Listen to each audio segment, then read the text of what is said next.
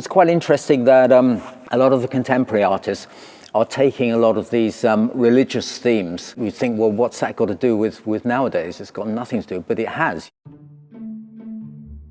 Yeah, so I'm James Putnam, and I'm what's called an independent curator and writer, so I write a lot about contemporary art and also interested in historical art and museology, all these kind of elements, part of my interest. And I used to work as a curator of Egyptology at the British Museum for many years, maybe about 20 years, and then in the 90s I did a big exhibition bringing contemporary art into the historical museum and juxtaposing, the old and new together.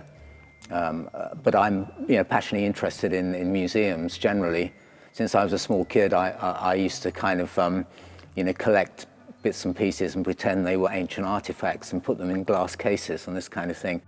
This particular exhibition that we're working on here is a prime example of, how, the contemporary can, have a dialogue with historical artifacts, and how it has an interesting outreach thing for audiences to relate to it. So, young people can come and see contemporary art, and older people can, come and see the historical works, and discover the contemporary works where they might not normally be interested to go to a contemporary art gallery. But here in a public museum, they have an opportunity to engage with contemporary art and see how it does have a relevance and a continuity with the whole history of art.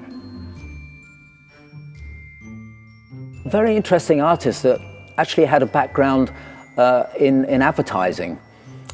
She used to make props for advertising and things in pre-computer times, when you had to make a model of a piece that was going to be filmed for a commercial advertisement. Often she did a lot of famous cigarette adverts from the 70s and things, when there was not so politically correctness about cigarette smoking so much.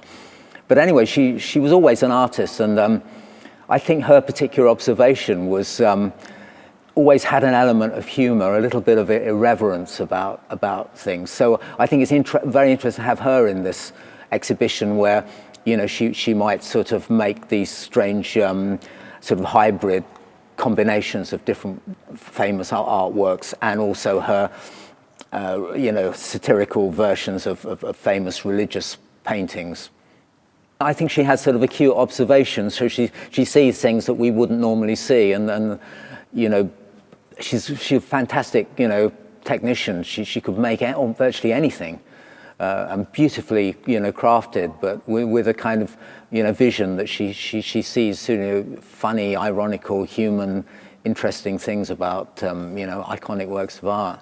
It's quite interesting that a lot of the contemporary artists are taking a lot of these religious themes, which are seemingly irrelevant nowadays, as the artists themselves probably aren't Christian or whatever, but they're taking the Christian iconography, and they're taking these, these classic subjects like the Pieta and things like Saint Sebastian and all these things. We think, well, what's that got to do with nowadays? It's got nothing to do, but it has, because they're universal subjects. And I think the genius of a lot of the artists was that they were working with them in a very limited possibility. Like nowadays, contemporary artists can do anything, but they had to do like a crucifixion.